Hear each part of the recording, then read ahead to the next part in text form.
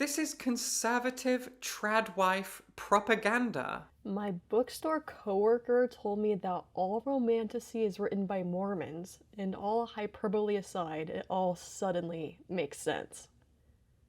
Wow, okay. Okay, let's talk about why Romantasy is not tradwife propaganda and why it might be one of the most feminist things that a lot of women are engaging with, especially through the lens of Mormons. And just so you know, hi, I'm Allison. I am someone who talks about books, but I also happen to be ex-Mormon, which gives me a unique perspective to respond to this and let you know how Romantasy made me and others feminists when nothing else would have reached us. Let's unpack this and talk about why it matters so much. In the video that inspired this one from Willow Talks Books, she talked about why she thinks Romantasy is propaganda, and she criticized the genre by saying it often has poor world building, there are toxic men in the books, and there's terms like male and female, which is, to be fair, kind of weird. All of her points made perfect sense from a particular worldview, and this is not a takedown. I don't dislike her, and I think her video is worth watching if you want to. What it is a thoughtful response to someone who has grown up in a conservative background and has engaged with Romantasy from that lens. When I was growing up in something that could definitely be considered a very conservative culture, reading something similar to what Romantasy is today would have been very shameful. It would have been a bad thing, and it would have been something I felt guilty about doing. And while that is definitely changing now, and women from all walks of life are starting to pick up these books, I think that we should consider that a win and a good thing for culture, not something that is bad. I'm gonna show you a little clip that sounds like something that I would have said about this genre 10 years ago, or other people around me would have said. To be fair, I come from this too, so I don't dislike this guy and I don't think we should hate him or anything, but we're going to just talk about his clip after playing it real quick. So, allow me to let you into the biggest secret of the Romantasy genre. Romantasy is not romance at all. It is marketed as romance. This is so in line with my experience with intense conservative thought. He talks about these books and then goes on later to talk about what he thinks romance should be, clearly defining what is okay for the genre to be and what is not okay for the genre to be.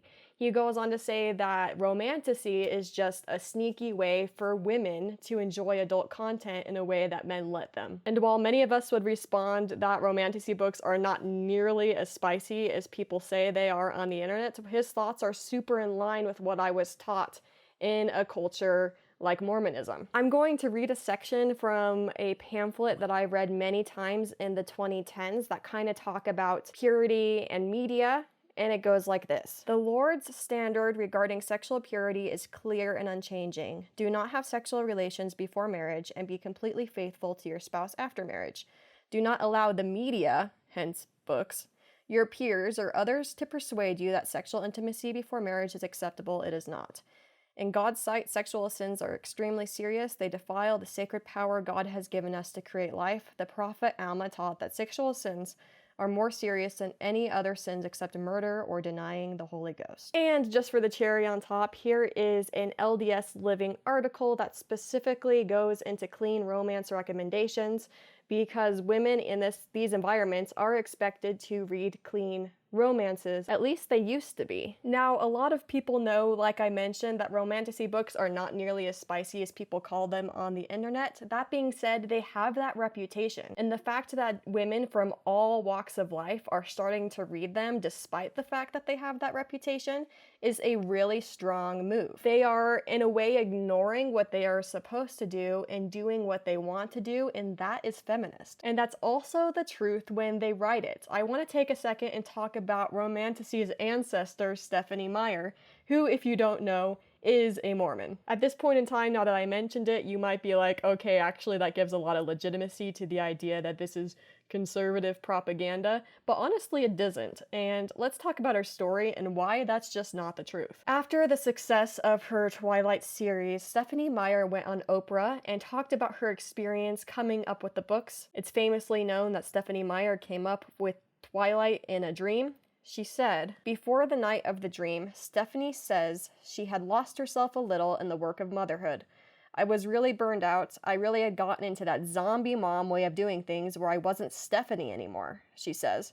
Writing Twilight was a release. That was the dam bursting. I'd been bottling up who I was for so long, I needed an expression. And the truth is, the need to express yourself in that situation is not unique, and choosing to do it is powerful. And there might be some confusion because of our current cultural context, because a lot of people are very, very accepting of Twilight now, especially people in communities who are not okay with spice in books and want everyone to fall in line with certain rules. But that was just not always the case. The Mormon community was in uproar. They were definitely not chill about it. There was a huge divide whether we decide if a woman writing a romance like this was acceptable or not. Listen to this blog post from 2008. Mormon soprano retorts, I submit to you that Meyer's books are the antithesis of Mormon doctrine and should be disturbing to any faithful active member.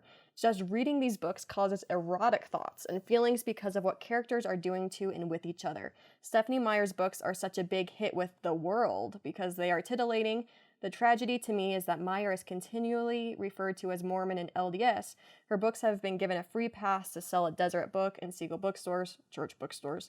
Please wake up out of your vampire trances, my Twilight friends. There is nothing lovely or praiseworthy or of good report to be found in these books or movies. Faithful Latter-day Saints need to send a message that lowered standards are never acceptable.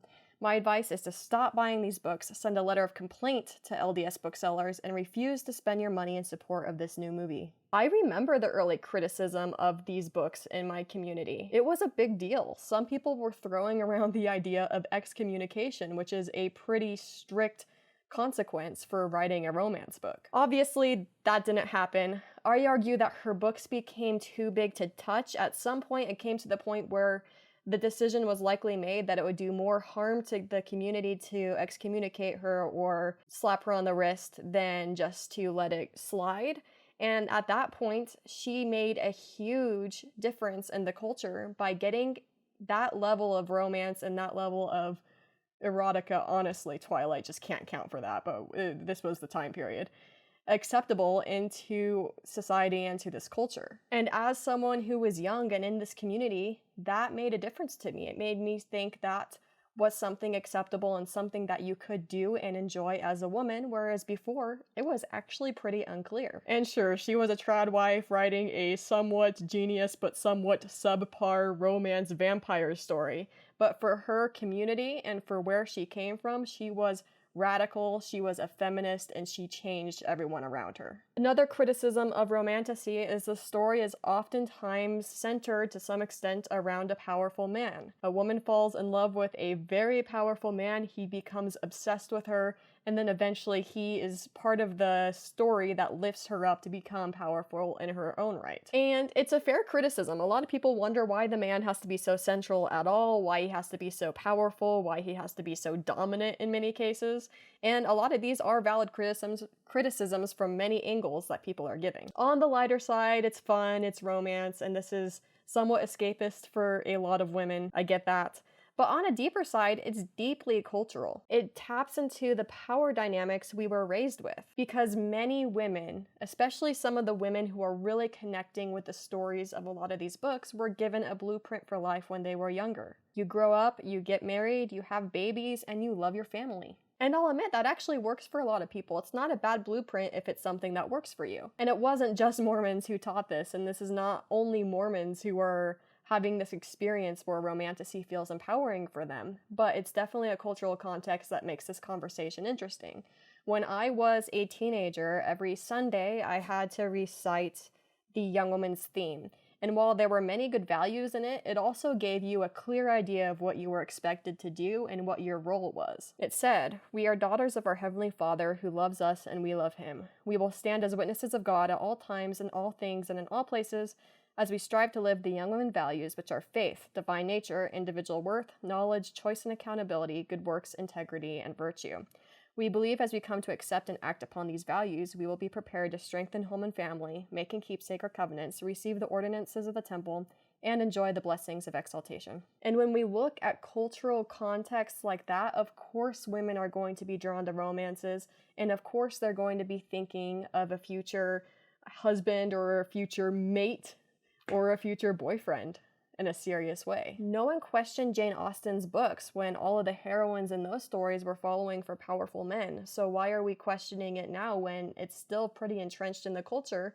And in many cases, with a lot of women, who they marry ends up being a very important decision for them, and one that they've been taught to look at over and over and over again. And many women still feel like who they end up with in a romantic partner is kind of the most important decision of their life as far as impacting the quality of their life. That's not necessarily a bad thing, but it's a thing. Of course, arguing for women having their own goals in life is obviously very important, but when we're talking about cultures that already exist, you have to end up seeing how powerful the romantasy genre is. Because romantasy does take a certain framework, the one that culture built, but then it subverts it. Because oftentimes the heroine becomes more powerful than the powerful man she fell in love with in the first place. And sure, many times the heroine rises to power. We can criticize it for being very tropey and somewhat unrealistic, but in the end, she does. I was a BYU student, and if you didn't know, BYU is a church-owned school, and I got married at 21, and in our little married person apartment, because they segregated us, I picked up The Remnant Chronicles by Mary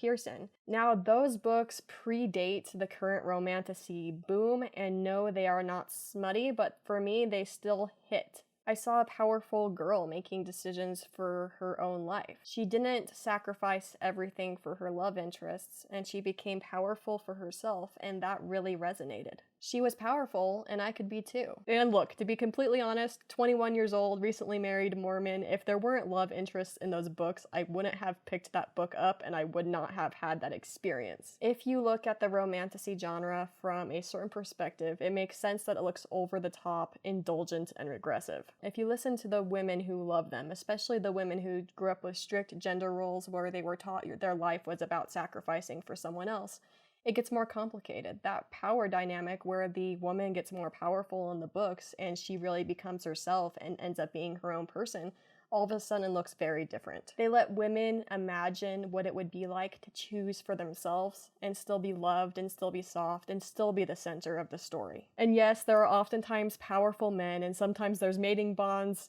tattoos, fairy wings, and substantial plot holes, but it still can't be cast aside as useless when it's serving a huge community, a huge purpose. But even in the messiest stories, what has people coming back is not the magic. Many people will critique romantasy for not having good world building. That is oftentimes true. It doesn't, because that's not the point. What keeps women coming back is the idea of being able to have that power, still be loved, and live a dream life that they were promised, but many times doesn't actually happen in reality. And stories are powerful. Oftentimes a strong story that really resonates with a woman can change her reality. Romantasy is not perfect, no genre is, but for many women who were told to keep their heads down and their knees together, exploring romantasy and the tropes and the power and the crazy stories that they all have is very powerful and gives them a sense of purpose and a sense of self. It's personal, it's joyful, and yeah, it's feminist. I'd love to hear what you have to say about romantasy, whatever side you're on. Drop your opinion down in the comments. Bye.